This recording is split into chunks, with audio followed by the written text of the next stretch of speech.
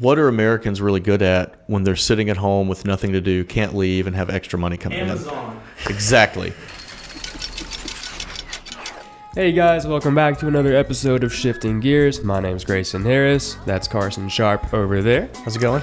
Today we're going to be talking about really the current state of the freight market for us in the industry. That's obviously a interesting topic, but when you go back into the history of it and you start to sort of see the ebbs and flows of it, it becomes an interesting topic, I think, for really just explaining how the economy's gone over the past few years. Part of this was spurred on by the recent closures of Yellow Corp and also Convoy, two very different cases and two very different companies, but the story is relatively similar, and we'll get into both of those in a minute. But I wanted to start with, we'll start 2 decades ago. Right, we'll start here in the year 2000, and the year 2000 freight brokerage as a industry was kind of a niche industry. It existed, but not really. It only handled about 6% of the freight that was in the trucking industry at that time. Fast forward to now, though, and freight brokers handle more than 20% of all trucking freight. So how did that happen? Well, it's kind of a long story. Yeah, I think before we get into the background of it, do you want to explain, just for the audience, in case they don't know, Sure. what a freight brokerage actually does? Absolutely. That is a good place to start. We'll start there. Freight brokerages do not own trucks in most cases. They do not own trailers or equipment, but what they do have is buying power. So if you're a small-time shipper, which most shippers in the U.S. are relatively small, you don't have the buying power to go directly to the trucking companies. Not only that, but you don't have the time and the resources to do it. So you hire a freight brokerage. So the freight broker is essentially a middleman. They are contacted by the shippers who have the freight. The brokers, such as KCH, have the contacts and some of the leverage with the carriers who own the equipment, who actually move your freight. Brokers will find the trucks, and they also find the freight, and they connect the shippers with the carriers to facilitate the move of cargo throughout the country. But in the early 2000s, this concept was still, fairly new for the most part. And there's a reason why. Before 1980, the trucking industry was regulated by the government, running from 1935 to about 1980. However, this changed in 1980 when the Motor Carrier Act was signed. This basically deregulated the trucking industry and allowed for a plethora of new trucking companies to come in and flood the market, and also while other ones left as well. But the reason I bring this up is because without that Motor Carrier Act of 1980, freight brokerages as we know them simply would not exist at all. One of the main reasons why is because before 1980, backhauls for the most part were not allowed. Like, you had to basically take things from shipper to destination and then take your empty truck all the way back to the shipper.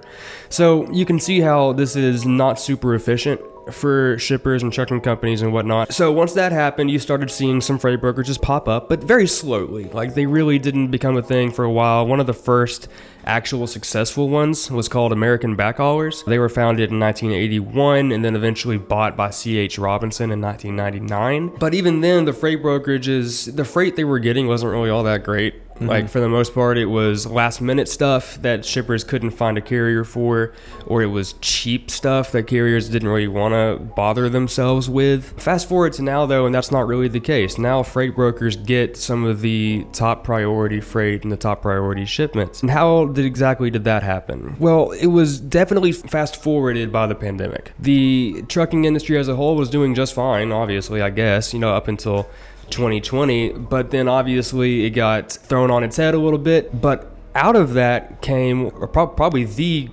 biggest freight boom I've ever seen. Like, I don't know if anybody's ever seen a freight boom this big. What happened during COVID, of course, everyone knows how COVID impacted our lives. Sure. Over the last several years, it was pretty significant. Regardless of the industry you worked in or where you lived, you were impacted in some way by COVID. Now, how COVID impacted the transportation industry specifically, it's multifaceted. There's a lot of different aspects to how it impacted it. So we'll try to simplify it as best we can, just for the sake of the conversation here. Pre-COVID, the freight industry was moving along basically status quo. Not too much disruption. The markets were pretty much, I don't want to say boring, but it was very... Or stable. Very stable, yeah. It was stable. So when COVID happened, let's say March of 2020 is when things really started to, I guess, shut down in the United States. You see demand drop off significantly. Stay-at-home orders became prevalent across the country. People weren't traveling to work. Remote work became prevalent. So people aren't leaving their houses. People are staying at home. People aren't buying anything. So demand for items and services, goods and services, dropped off. So March till about the end of April, things looked pretty rough for trucking because there was nothing to ship. No one wanted to get out. No one wanted to buy anything. So things looked bad. Rates dropped off. Demand dropped off. But it very quickly rebounded. So that started in March. By end of April or May of 2020, things started to come back, and they came back with a vengeance. And the reason demand is coming back into the market because you have everybody sitting at home, working from home, not seeing friends and family. Eventually people start to get stimulus money as well. Right. So what are Americans really good at when they're sitting at home with nothing to do, can't leave, and have extra money coming Amazon. in? Exactly. Americans are fabulous at just buying stuff. And because COVID prevented people from really going out, and for the most part, at the beginning, getting in big groups, experiences such as football games, concerts, music festivals, things like that, people weren't going to them, but they were buying stuff. Where is all this stuff made primarily? It's made overseas. So China, Southeast Asia is where the majority of all these goods are manufactured. So demand's coming back. Okay, let's back up just a little bit now that we're talking about the manufacturing of goods overseas. The steamship lines at this time saw demand in May and April drop off and essentially disappear. What they do is steamship lines will constrain capacity, which basically means they'll take ships out of rotation and park them. And what that does is that artificially keeps rates high, because they pull demand, or they pull capacity out when demand is low.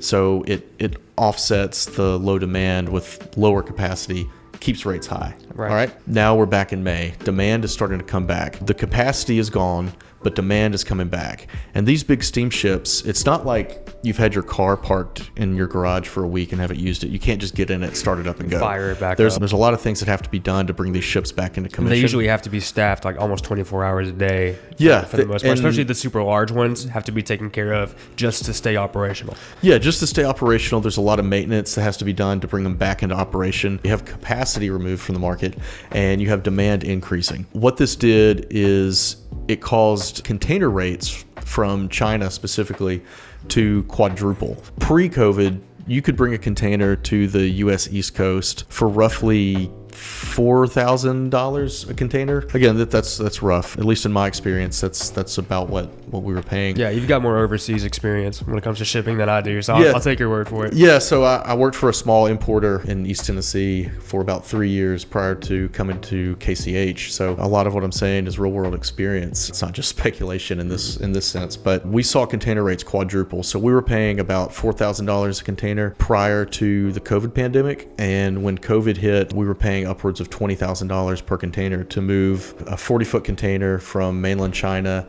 to the United States. And that does not include the drayage and intermodal portion. That's just Right. the ocean freight. Back to our story of what COVID did. Demand is high. A lot of these steamship lines were making so much money moving freight from China, $20,000 a container.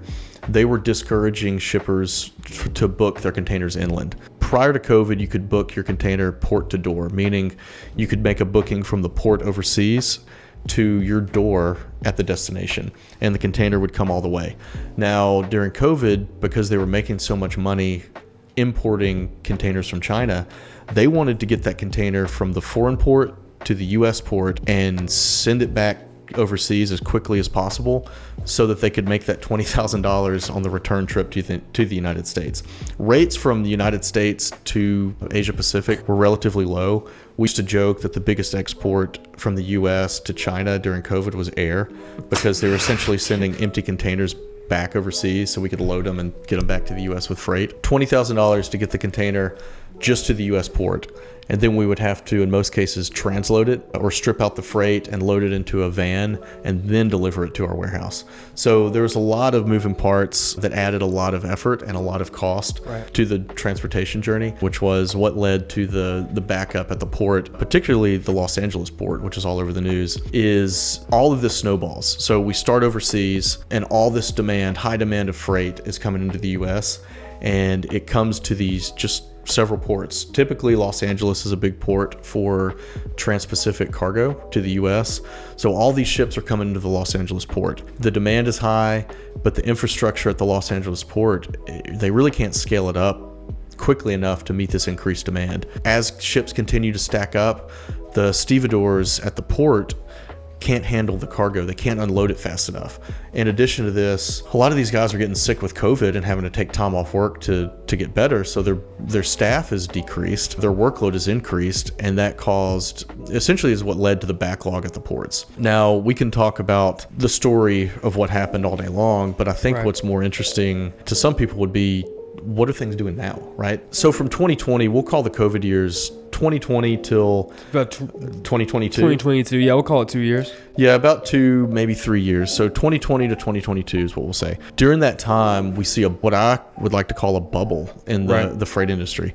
So we see demand roughly flat up until the pandemic. It came up during COVID and went back down. And where we are today, we're essentially at the point that the transportation industry was pre-COVID. We can throw some graphs up on the screen just to display this, but if you look at 2023, the blue line is 2023, and it is tracking almost perfectly with the 5-year average. It's about spot pre-COVID. Yeah. So what that tells us is rates this year are essentially back to normal.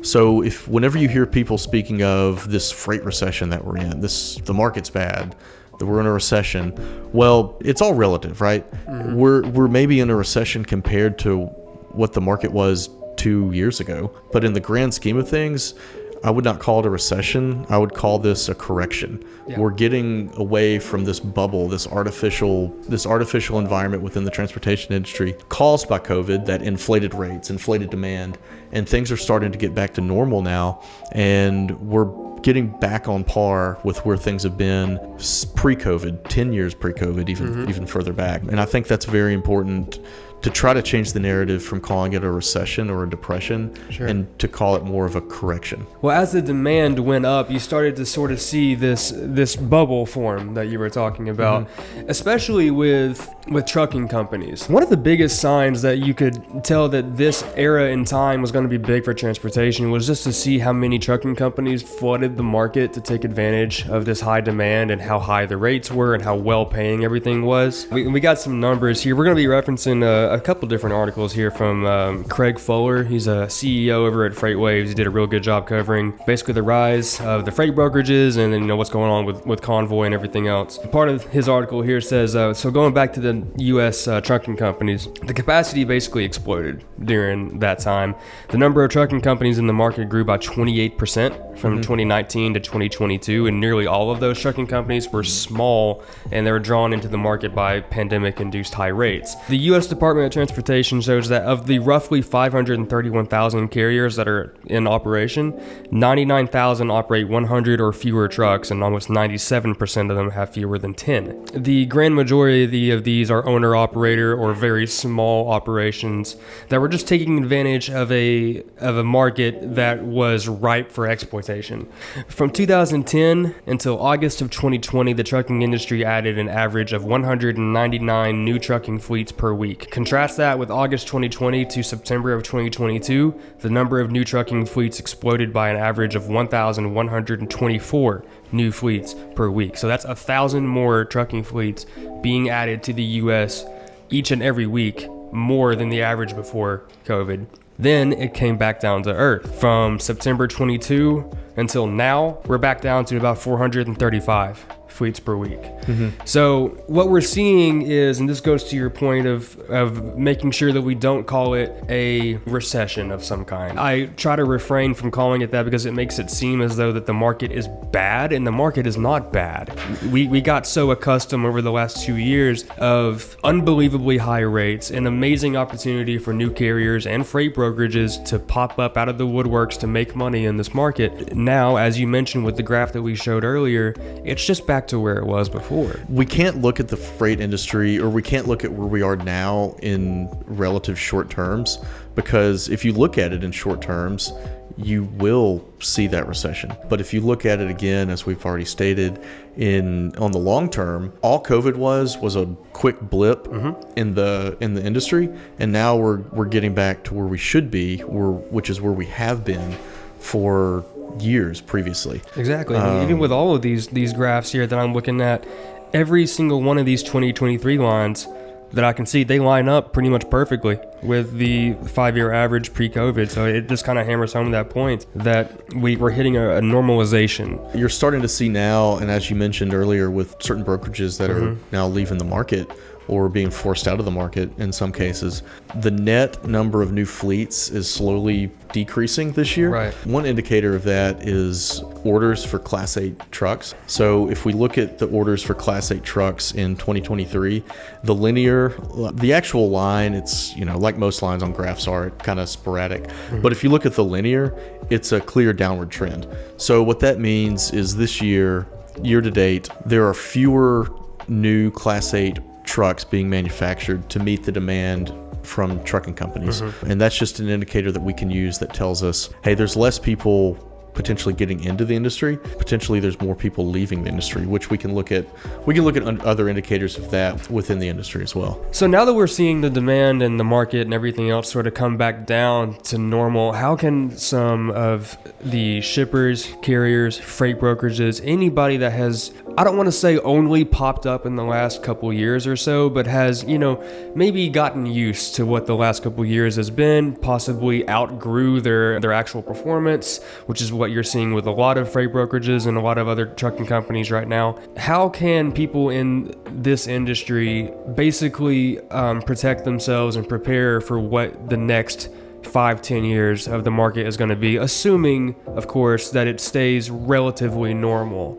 like pre-COVID normal? I guess assuming the pre-COVID normalcy, honestly, I think the best way to stay relevant in this market, or maybe not stay relevant in this market, but to be successful in a post-COVID environment would be just to be honest and forthcoming with your customers, with shippers as well as carriers, because without the carriers, the freight's not getting moved. I mean, as a brokerage, we're not asset-based. We don't have the trucks. We don't have the trailers. I think cultivating strong relationships with carriers and with shippers is the best way at the end of the day to be successful. It's hard to predict how to scale your business in a world that seems to be pointing towards our industry sort of, again, I don't want to say in a decline, because we've already stated and it's hard not to say decline. I understand how people I can certainly see how people would say we're in a decline, but again, it's hard to know how to scale your business for the future in an environment where in the short term things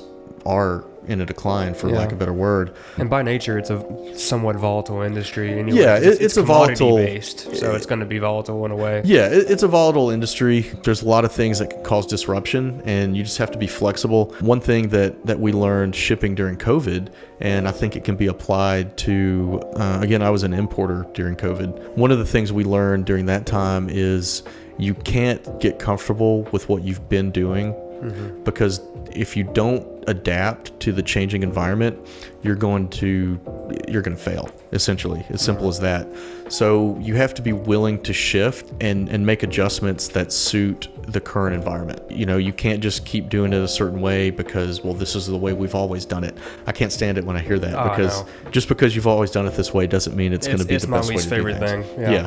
What can shippers, or not necessarily shippers, but what can 3PLs do to remain successful? Right. Cultivate good relationships, strong relationships with customers, as well as carriers. I think they're equally as important, and just be honest and forthcoming. Bad news ages like milk, and I think if you keep bad news to yourself too long, you can't solve the problem. We can solve any problem that we're presented with given enough time. But if you wait because you're scared to give bad news to a customer, to a shipper, to a carrier, you run out of time. And once you run out of time, you really can't solve whatever that problem may be. I saw like the very tail end of what the freight boom and freight brokerage, industry boom was like. And something that I saw was really just a lot of hubris and confidence that this was never going to go away. And part of that manifested itself in the way that people in this industry would either treat carriers or treat shippers, and they would treat them as though they were a dime a dozen, especially because there's there's so many carriers in the market right now. If this one doesn't agree to pay whatever, well, screw them, I'll just go find somebody else who will do it. Or even the same way with shippers, they really don't want to give me the money I need for this, or I'm not making any money on this, so why would I keep doing it? And now you're seeing those same people who had that mindset of this is going to last forever. Why would I cultivate relationships or anything long lasting if I can make more money right now in the short term? That's where you see a lot of these companies fail. And this is kind of where I bring it back to Convoy. And the reason I do that, I don't want to really pick on them too much because it's not like they did anything wrong. It's just they were a victim of the market exploding in a way that people didn't necessarily understand, especially the investors.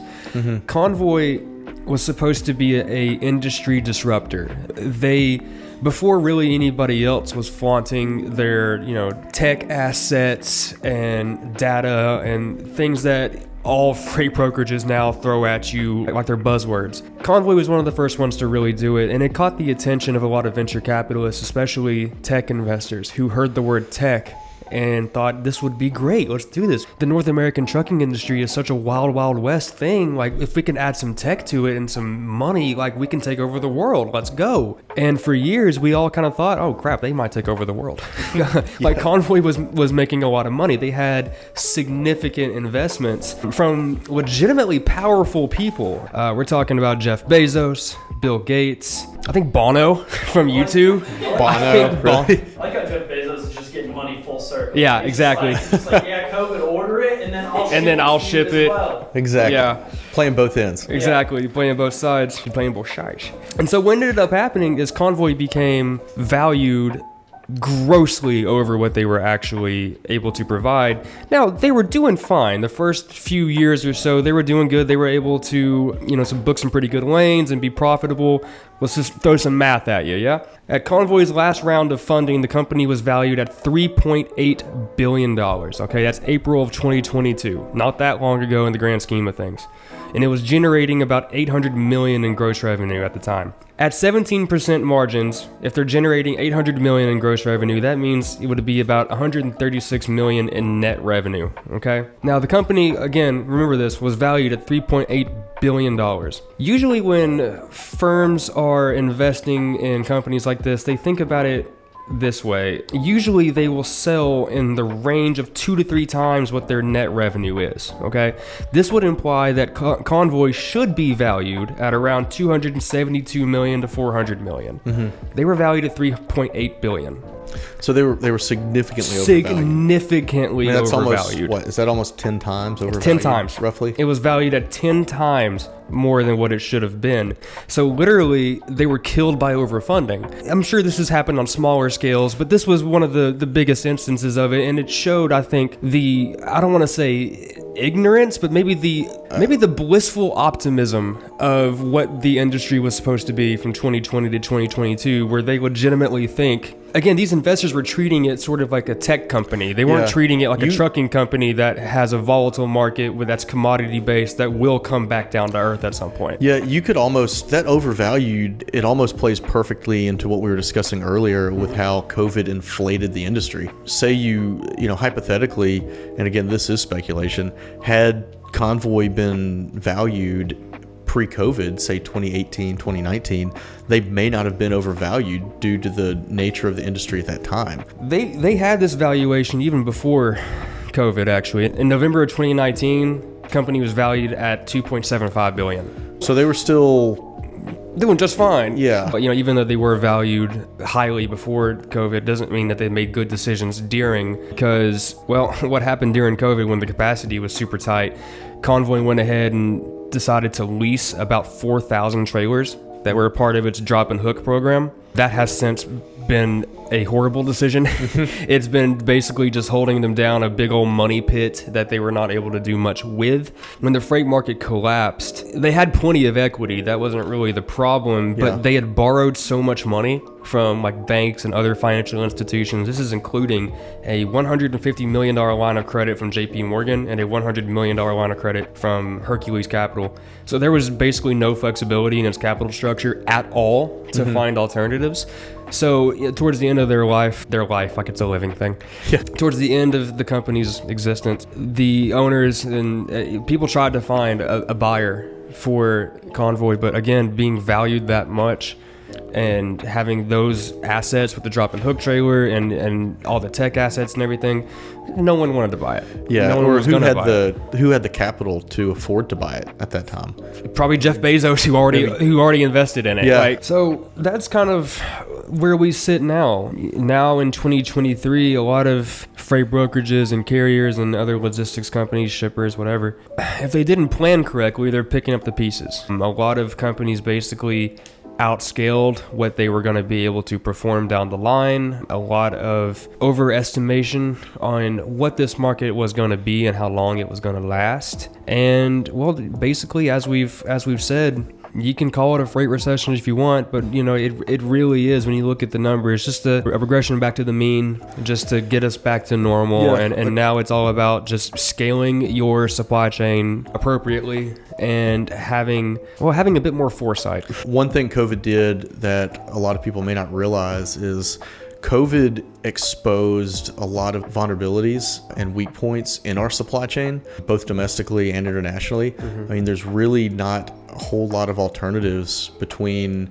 when you order something from overseas, it comes on a ship, gets on a train, and then gets on a truck. And there's really not a whole lot of alternatives. So when COVID came into play, again, it exposed the vulnerabilities that our supply chain has. And the best thing we can do to adjust to that is to recognize that to remain successful in a volatile market, you have to adapt and you have to be willing to change. That's one thing that I think KCH can help a lot of shippers do, is take a look at your supply chain and, offer advice on how we can think outside the box to solve problems that shippers face. A lot of shippers, small-time shippers, they don't have the staff, or they don't bring in-house dedicated supply chain teams in a lot of cases. They may have one guy who his main job is to be the bookkeeper, or to write POs, and in his spare time he books trucks, and he's just sending it to the first guy that's going to make the trip, not necessarily the most cost effective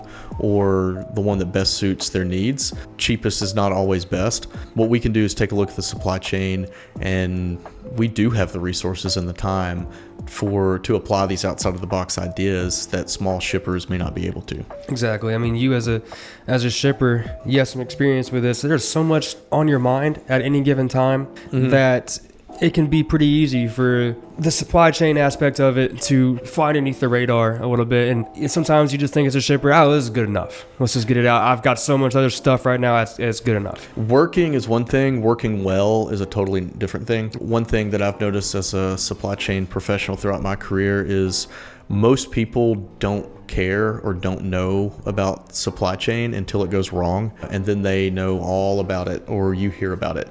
For example, a lot of people didn't even know what the Suez Canal was until there was a ship stuck in it a couple of years ago. The old Evergreen line. But basically what we're getting at is, in this ever-changing environment, you have to adapt to succeed. You can't rest on your laurels and assume that because something's working now that it'll work that way forever. We have to adapt and stay flexible. Yeah, and it's good to have a team of people helping you out that can offer solutions for basically any sort of supply chain snag that comes up, because believe me, plenty of snags come up in this business all absolutely. The time. So having a dedicated team to help you out so that you can focus on what you do best, that's what we're here for. We'll see you guys next time, and thank you for joining us.